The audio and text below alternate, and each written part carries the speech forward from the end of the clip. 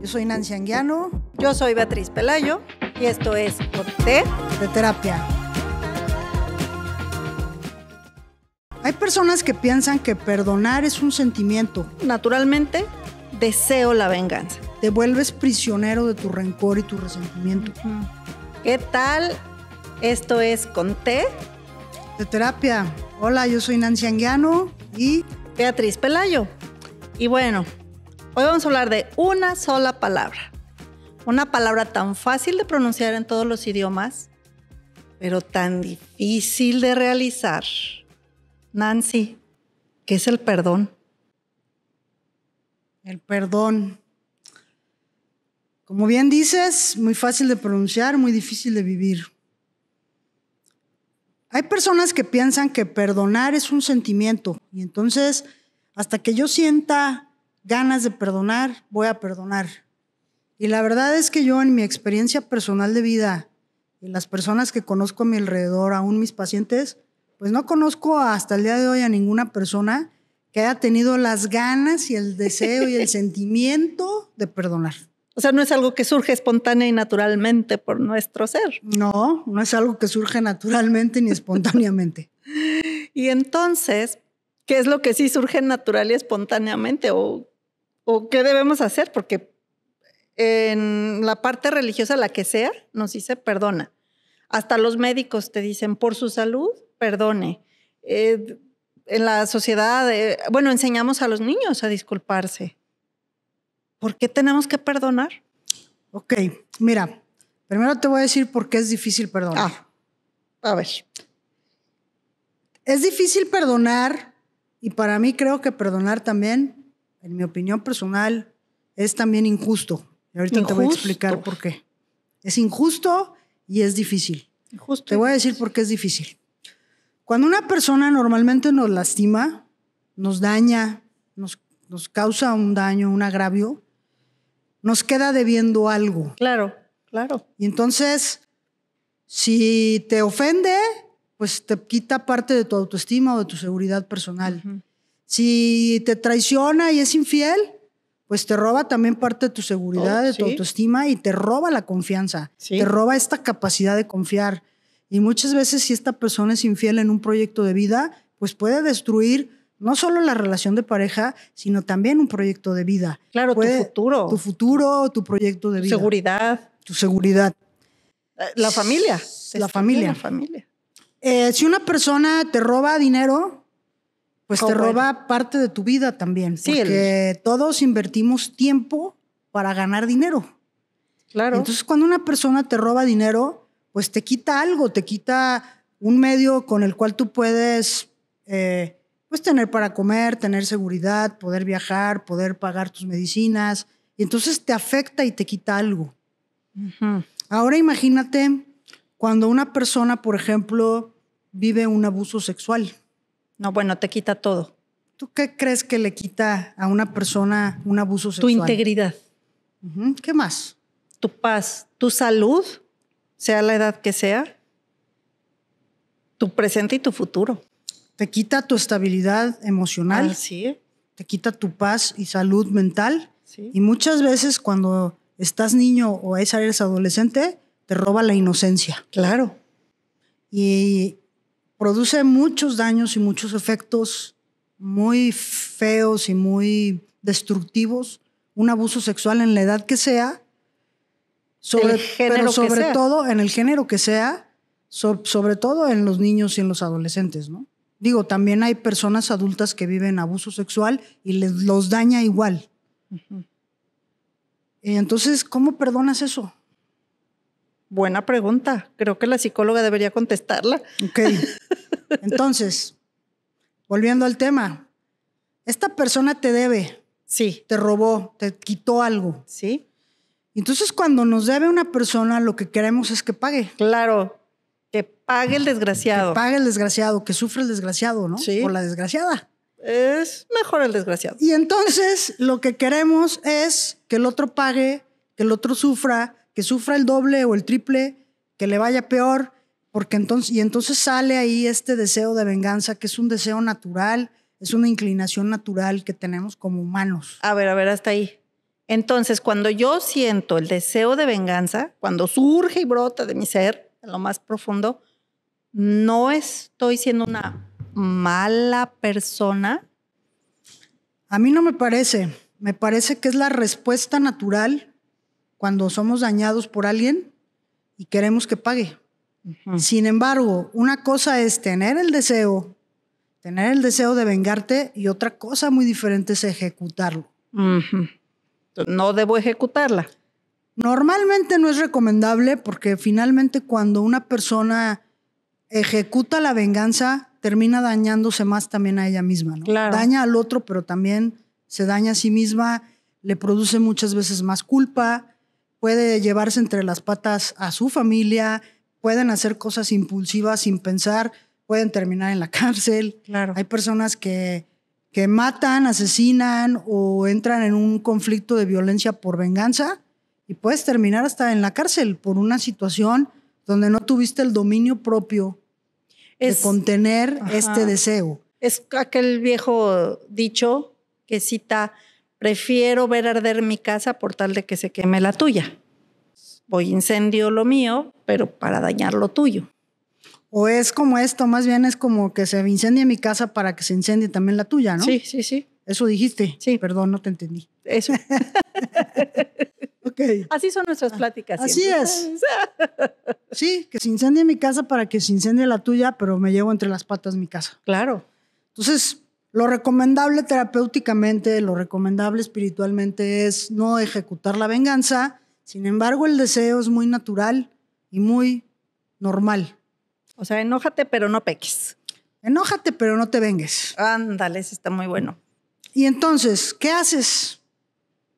Si no vas a vengarte y el otro no va a pagar, entonces, ¿qué significa perdonar?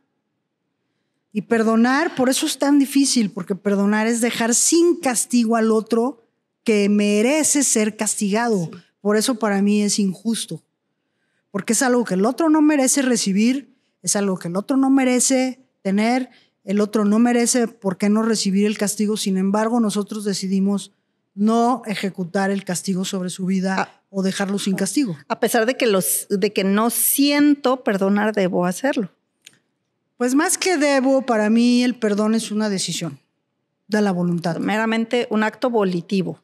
Un acto de la voluntad. Ajá. Es una decisión que tomamos porque queremos realmente ser libres y queremos no vivir con el rencor y el resentimiento. ¿Qué es lo que pasa? Que cuando muchas veces una persona nos lastima, pues surgen dos sentimientos como muy automáticos, ¿no? El dolor y el enojo. Y entonces está el dolor y el enojo, y podemos quedarnos con ese sentimiento contenido o ahí guardado, a veces por semanas, a veces por meses, a veces por años. Y hay personas que duran enojadas años con alguien. Yo conozco gente que ya murió el imperfecto, el individuo culpable, y sigue enojada con él. Así es, muchos de mis pacientes también que yo tengo, algunos están el día de hoy enojados con sus papás ya fallecieron y siguen enojados. Y no han podido perdonar, y en su vida adulta les afecta. ¿Por qué? Porque cuando tú contienes tanto enojo y tanto dolor, de alguna manera eso te empieza a hacer una persona amargada, te amargas. Te empiezas a volver una persona gruñona, nada te parece. Irascible, ves las cosas como muy negativamente, reaccionas con mucho enojo por cosas que no son tan importantes. ¿Es producto de esta frustración? Para mí es una parte de la frustración y otra parte es del enojo contenido y del dolor contenido que no has expresado y que tampoco has perdonado. Entonces implotas. ¿Quieres explicar qué es eso? Otra vez, Nancy. Por favor. Otra vez. Explotar es hacia afuera, como lo explicamos en el primer episodio. Implotar es hacia adentro. Así es. Entonces hay personas que cuando no perdonan, muchas veces se autoagreden o agreden a otros. A ver, danos ejemplos de autoagresión. Pues el ejemplo más común y el más actual es la depresión. Hay personas que fueron lastimadas, heridas, vivieron una ruptura amorosa, un fraude, un desengaño familiar, una traición familiar o un fraude económico. Y entonces es tan doloroso y tan decepcionante que como no pueden expresar su enojo hacia afuera y no pudieron expresar su enojo hacia la persona que los dañó, hablando no de vengarse, sino de expresar el enojo, Sí. Y no han logrado perdonar tampoco, se quedan con este enojo contenido y entonces se empieza a volver una autoagresión y muchas veces la depresión, no en todas las ocasiones, puede ser una autoagresión. A ver, entonces, primero, naturalmente, deseo la venganza. Eso es algo natural. Ajá. No la ejecuto. No es recomendable. Pero me dices que exprese mi enojo o mi dolor o mi sentimiento. ¿Cómo lo expreso? Ok, mira, lo que yo normalmente les aconsejo a mis pacientes y que también he aprendido a lo largo de los años, yo antes solía perdonar a las personas como un acto de una decisión. Ay, bueno, sí lo perdono, pero a veces me quedaba trabada. Claro. Sí, conozco. Entonces decía yo, pues sí lo perdoné o no lo perdoné, pues a lo mejor sí, pero sigo trabada. Y entonces quiero que lo atropelle un camión y quiero que le pase 5 veces por adelante, por atrás y lo remate, ¿no? Sí, claro. Y entonces sí perdoné o no perdoné. Buena pregunta. Y entonces con los años he ido aprendiendo que para que un perdón sea completo o más liberador, o más sanador o más restaurador, primero es importante expresar el enojo, expresar el daño o la consecuencia, esto que me quitaste, esto que me robaste, expresarlo y después perdonar. Y entonces lo que yo ahora hago y les aconsejo a mis pacientes, y lo hago en mi consultorio, es que les pido que escriban una carta específicamente. La famosa carta del perdón. Así es. Nancy, eso es muy doloroso. Ya he hecho varias de esas. Sí, es difícil. Compré un cuaderno específicamente para una persona. 100 páginas. A veces tiene que ser un cuaderno, no una carta. Hay casos, ocasiones, daños, situaciones que requieren más de una hoja o 2 o 3 Sí. o 5 o 10. Sí. Sin embargo, ¿cuál es la idea? La idea es que en esa carta tú vas a expresar todo tu enojo, lo que nunca le dijiste, a lo mejor a la cara, Ajá. y le vas a decir, ¿cómo es posible? ¿Cómo te atreviste? Púdrete, por tu culpa me pasó esto, por tu culpa estoy así, por tu culpa siento que nadie me quiere, siento que se bajó mi autoestima, perdí la confianza, o por tu culpa quebré mi negocio y ahora estoy batallando y eres un desgraciado, una desgraciada y vete mucho allá más lejos de lo posible. Sí, y entonces pásate 5 pueblos de aquí. Pásate 5 pueblos de aquí. Y entonces el tema es que tú esa carta vas a expresar todo tu enojo y cómo te afectó. Obviamente no se lo vas a leer a esa persona en vivo, no se lo vas a entregar. Es un trabajo para ti, para poder sacar el enojo. Entonces yo les recomiendo a las personas que pongan una silla enfrente de ellos con una foto de la persona, que lo hagan en privado y saquen el enojo. A la mayoría de las personas les cuesta mucho trabajo. Sí, es un ejercicio difícil. Doloroso. Y entonces cuando empiezan a hablar, empiezan a expresar el enojo, también viene el dolor. Sí. Y es una mezcla de dolor con enojo. Sí. Y no es fácil, no es nada fácil. Sin embargo, es muy efectivo. Es liberador. Fíjate que te comparto cuando yo hice una de las mías, he hecho varias. Yo trabajé con una persona muy difícil. Ahora se les llama tóxicas, pero en ese tiempo decíamos difícil, hace 15, 20 años. Para mí esa persona fue la universidad del perdón. Porque si yo no la perdonaba al momento, se iban acumulando tantos agravios, tantas situaciones, que ya a las 3 de la tarde ya no me acordaba qué había hecho a las 7 de la mañana. Y yo no sabía de esta herramienta en ese tiempo, entonces yo hacía, te perdono por esto, por esto, por esto. En el momento, mientras ella me hablaba o decía algo, yo ni siquiera escuchaba. Estaba yo perdonando en ese momento. Y ya después, cuando aprendí lo de las cartas, hubo otras situaciones en mi vida, el leerla a alguien, yo tenía una mentora a quien se la leía en un proceso de restauración, el solo leerla, qué liberador. Sí. Porque no ponía la foto de la agraviante, del culpable. Era yo la agraviada. Y se lo leía a mi mentora. De la agresora. De la persona agresora.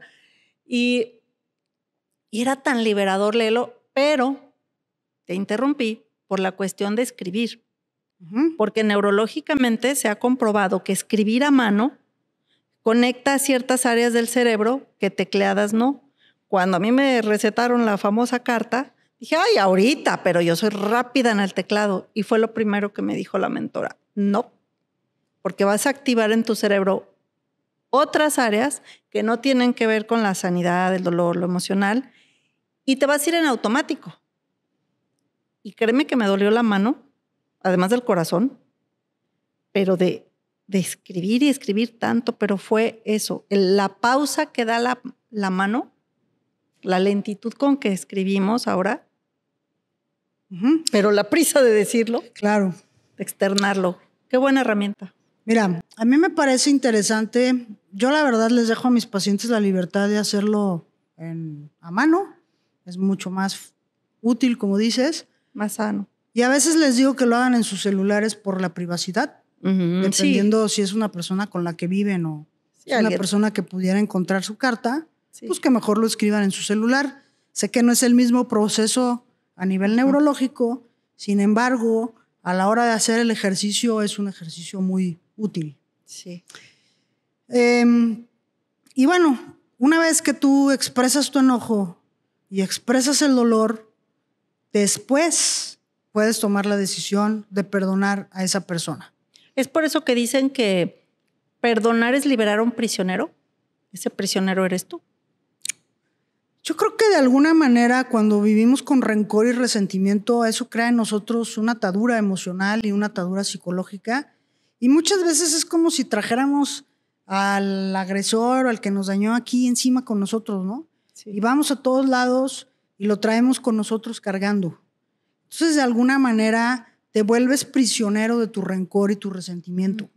Ahora, yo entiendo que hay cosas que son muy difíciles de perdonar. Platícanos algo de tu terapia. Mira, tengo... Con la ética que te caracteriza. Tenía una paciente que vivió un abuso sexual de su papá cuando era niña. Y entonces, ya en su vida adulta, tenía muchas explosiones de enojo como adulta. Y sobre todo también peleaba mucho con su esposo. Se desquitaba con él de muchas cosas como muy maximizadas. Y entonces yo empecé a hacer con ella un trabajo de sanidad interior profundo por su historia. Claro. Y obviamente, pues no solo tuvo ese evento, tuvo una vida muy difícil, llena de muchas situaciones dolorosas. El papá no solo fue abusivo en esa área, fue abusivo en muchas otras situaciones. En pobreza, era un papá agresivo, era un papá violento verbalmente, un papá ausente, muchas cosas que le pasaron. Y entonces obviamente esos procesos pues son más largos. Claro. Y entonces para mí perdonar también puede ser un proceso donde tú puedes empezar a hablar de tus heridas y de tu dolor, pero no es fácil soltar el enojo. Y entonces ella me decía, pues es que yo no quiero perdonar a mi papá por lo que me hizo, no se lo merece, no lo voy a perdonar nunca. Entonces yo le dije, ok, está bien, yo respeto tu decisión, sigamos trabajando en el proceso. Y finalmente llegó un momento en donde yo le dije, bueno, ¿y para qué te sirve? Su papá falleció, ¿para qué te sirve seguir enojada con tu papá? Difunto. ¿Para qué te sirve? Y se quedó pensando, lo analizó y realmente me dijo, no, pues ya no me sirve para nada. Entonces le dije, ok, yo entiendo que ese enojo en algún momento tal vez te sirvió para defenderte de él. Porque obviamente el abuso fue una vez y luego el papá trató de más veces de intentarlo y ella usando el enojo se pudo proteger. Hay otros niños que no lo logran y son abusados por años. Y entonces el enojo, este enojo, creen que es la forma de poderse defender cuando están adultos. Sin embargo, cuando estás adulto, ya no necesitas el rencor y el resentimiento. Como adulto ya te puedes defender, tienes otras herramientas. Hasta te daña ese rencor. Te daña, te amarga. Y entonces, pues esta paciente pues sacaba mucho de su enojo y de su frustración de su niñez. Con el varón. Con el que se le ponía enfrente, sobre todo con su esposo. Y entonces el matrimonio, pues caótico.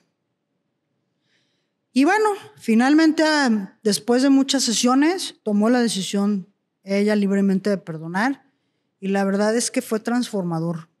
Fue transformador en su vida. Fue Fue una cosa muy bonita, muy difícil. Le cambió hasta la expresión del rostro. Me imagino. ¿Sigue casada? Sigue casada, sí, todavía siguen ahí juntos. Están en este proceso de seguir transformando su matrimonio y de restaurarlo. Pero bueno, no es fácil, ¿no? Es uno de tus finales bonitos. Es uno de mis finales bonitos. Otra situación que veo muy comúnmente y que es muy difícil es poder perdonar una infidelidad. Eso es realmente difícil. Muy difícil. Es complejo. La verdad es que tengo pacientes de los dos lados, ¿no? Donde el hombre es el que ha sido infiel o la mujer es la que ha sido infiel. Y son heridas muy profundas. Es una traición que daña profundamente a la persona. La verdad, llegan hechos pedazos, llegan con el autoestima en el suelo, en el subsuelo, llegan con mucha confusión, con muchos sentimientos encontrados de enojo, deseos de venganza, desconfianza, dolor, frustración, miedo, todo junto. Claro, es que tolerar una infidelidad requiere no solo tu decisión, tu fortaleza, sino confianza en la otra persona. Bueno, pero hablando de eso, perdonar no significa volver a confiar. A ver. La confianza tiene que ser demostrable. Entonces, cuando una persona rompe la fidelidad, rompe la confianza. Sí, es lo primero. Y entonces tú puedes, como traicionado, perdonar, pero no necesariamente por eso automáticamente vas a confiar. El otro tendría que tener acciones y conductas que demuestren o que puedan volver a demostrar que está arrepentido en primer lugar y que está dispuesto a mantener o a rehacer un compromiso de fidelidad o de exclusividad. ¿Qué sucede con la persona que fue víctima de la infidelidad? Pues no sé si se sufre, debe decir sí. víctima. Una de las cosas que más trabajo les cuesta es que les empieza a dar una obsesión por perseguir o por querer saber dónde está su pareja, y les da una obsesión de desconfianza y de miedo. Y entonces es bien difícil para ellos o para ellas poder superar esa etapa. Por eso se revisa el celular, se busca en el Facebook, en el Instagram. Sí. Es eso, es ratificar la conducta. Sí, de hecho, lo que yo hago normalmente es que yo les pido que en primer lugar hagan un acuerdo de exclusividad nuevo. Muchas veces las parejas nunca han hablado de qué es para ti ser fiel y qué es para mí ser fiel. Esa es una de las preguntas que tenemos que hacer antes de casarnos, como el dinero, comprometernos, sí, emparejarnos. Y entonces tienen a veces conceptos muy diferentes de lo que es la fidelidad. Y dan por hecho que el otro entiende lo mismo. Y realmente no entienden lo mismo. Y es que en la comunicación está todo. La comunicación, la forma de ver las cosas. Hoy en día el tema de las redes sociales es un problema grande. Muy grande, sí. Porque entonces, para algunos, no voy a decir hombres o mujeres, para algunos, darle like a alguien no es infidelidad y para su pareja sí. Sí. Y entonces, pues ahí ya hay un desacuerdo que no es claro y que no está hablado. Desacuerdo quiere decir que debe haber acuerdos. Por eso se deben cumplir. Así es, por eso yo les digo que hagan un nuevo acuerdo de exclusividad donde incluyan cómo van a manejar las redes sociales, cómo van a manejar los mensajes por WhatsApp, con las amistades, qué sí se vale, qué no se vale. Por ejemplo, me acuerdo mucho de otro paciente joven que hablando con él de este tema me decía, no, bueno, es que yo darme un beso con otra chava en un antro o en un bar, pues no tiene nada de malo. Para mí no tiene bronca. Y entonces yo le dije, ok, nada más vamos preguntándole a tu novia claro, qué piensa. Sí. Entonces se quedó así como... Ya hay dos en la fiesta. Vaya. Para él no es infidelidad. ¿Tu novia qué piensa? Y es que perdonar, se dice, una infidelidad específicamente, es darle la segunda bala a esa persona, confiando en que no va a disparar. Yo no lo veo así. ¿No? Me parece un poco fuerte lo que dices. Yo creo que depende mucho de si el que fue infiel realmente está arrepentido, ¿no? ¿Qué es arrepentirse? Porque creo que hay personas que en el deseo, solo por el deseo se pueden ir de filo. De hecho, es una de las causas más comunes de la infidelidad, aunque no siempre es así. Sin embargo, el deseo puede ser muy traicionero. Y entonces, ¿qué es arrepentido? Una persona que está arrepentida es aquella que sabe que lo que hizo brincó su compromiso con su pareja, sabe que le causó un daño. Ellos también se sienten muy mal y se sienten muy heridos.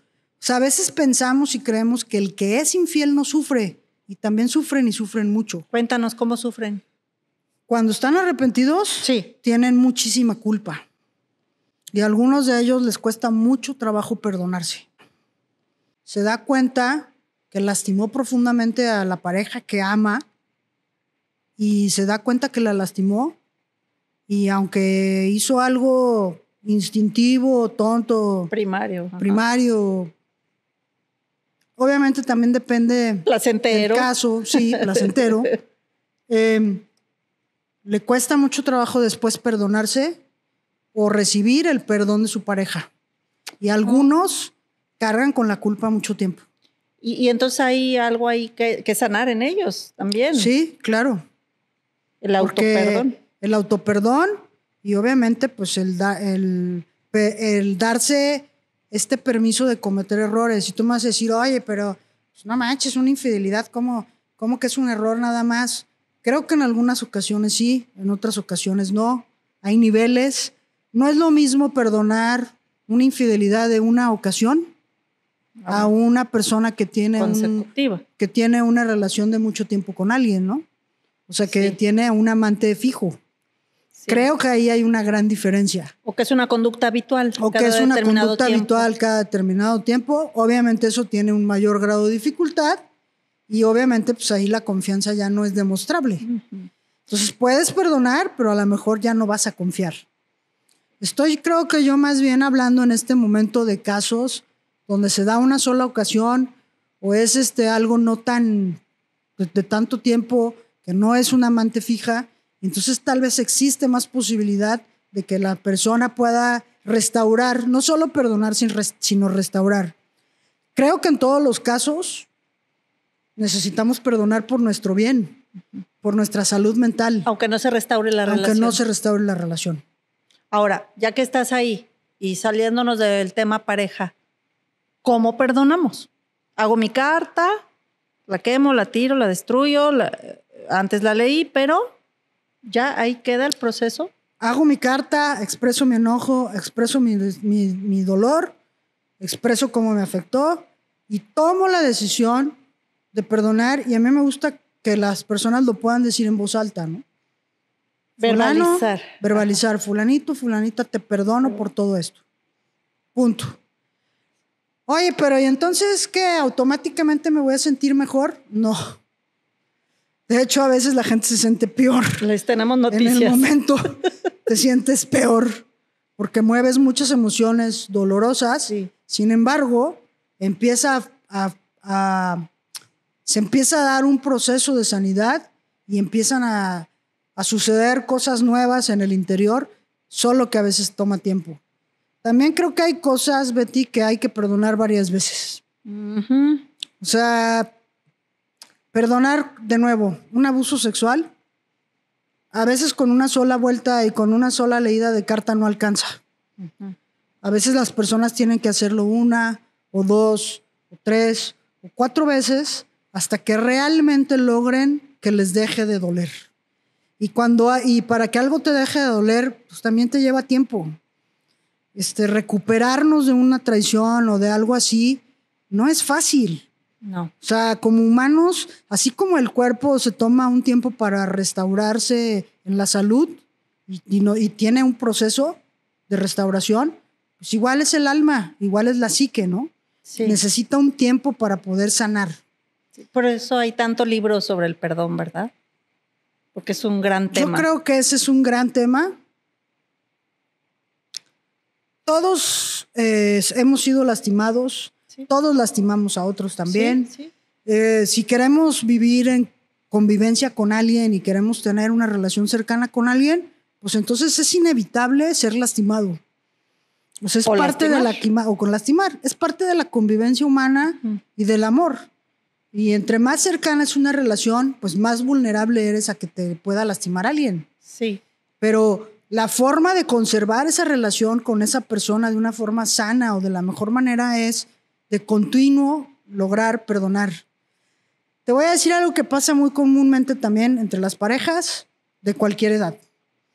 Cuando no se practica esto del perdón como continuo, muchas veces entonces empiezan a tener actitudes pasivo-agresivas. Oh, sí, la ley del hielo. La ley del hielo. Y entonces estoy enojada, me enojé, estoy dolida, tengo rencor. Entonces no te hablo. Te dejo de hablar una semana. Hay parejas que dejan de hablar un mes o más. Conozco unas que años. Otras que años, como bien dices. Y viven una arriba de otra. También viven en la misma casa separados. Ajá. O si no, el esposo le pide que le haga algo rico de desayunar y le pide su platillo favorito y la esposa no se lo hace porque no quiere y dice que se le olvidó. O se lo hace de malas y se lo avienta. hace de malas y se lo avienta. Sí, sí. Y entonces empieza ahí esta venganza, el cobrarnos de una manera pasivo-agresiva y cobrarle al otro porque estamos enojados. Y se da estamos enojadas. No solo en parejas, ¿no? Estoy pensando en una relación padres-hijos, sí, claro. Hermanos, trabajadores. Sí, yo estuve en un centro de trabajo donde nos dejaban de hablar. O sea, pasa si no te hablan. O muchas veces el empleado está enojado y entonces empieza a hacer cosas que pueden dañar a la empresa y muchas veces hasta son inconscientes o a veces son conscientes para dañar al otro de una forma indirecta o dañar a la empresa, ¿no? Porque hay un rencor o un resentimiento.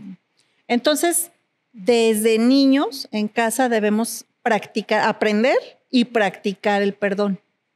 Sí, yo creo que esa es una de las herramientas que más libertad y más salud mental puede darte en tu vida, pero creo que se tiene que practicar así. Asignatura pendiente en el sector educativo. Ahora, hablando la maestra, creo que sería una muy buena clase. Sí. Ahora, te voy a decir algo también, algo importante. Perdonar no es olvidar. Perdonar no es no poner límites. Entonces podemos perdonar y poner límites. Por eso recuerdo las ofensas, porque es imposible olvidarlas, ¿no? Pues lo que pasa es que no se trata que nos dé amnesia, ni nos va a dar amnesia. Pero creo que también una estrategia es decidir no recordar.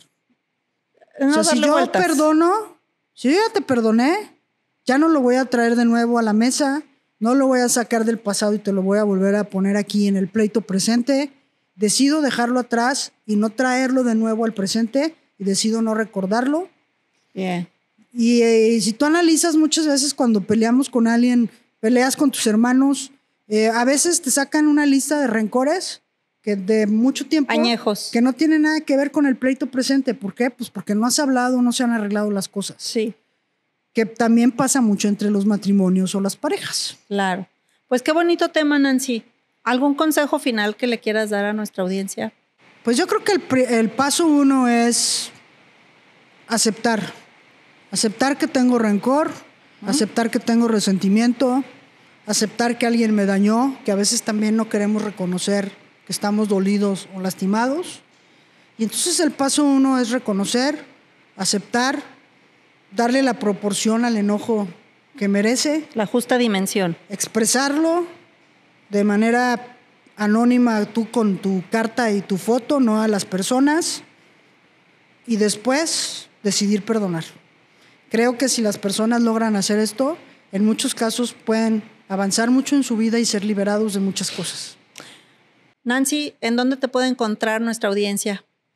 Estoy en Instagram como terapia-Nancy-Anguiano.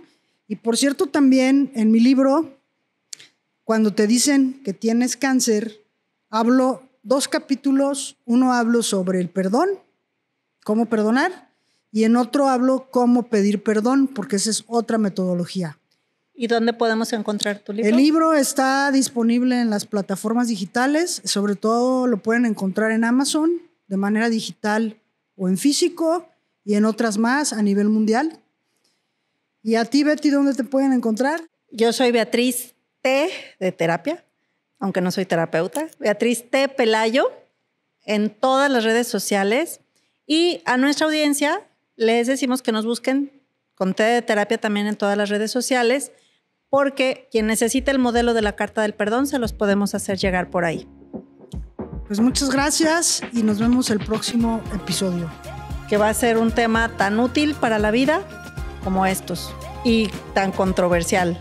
Así es. Porque aquí trabajamos la terapia como en el consultorio lo hace Nancy, pero también fuera de él.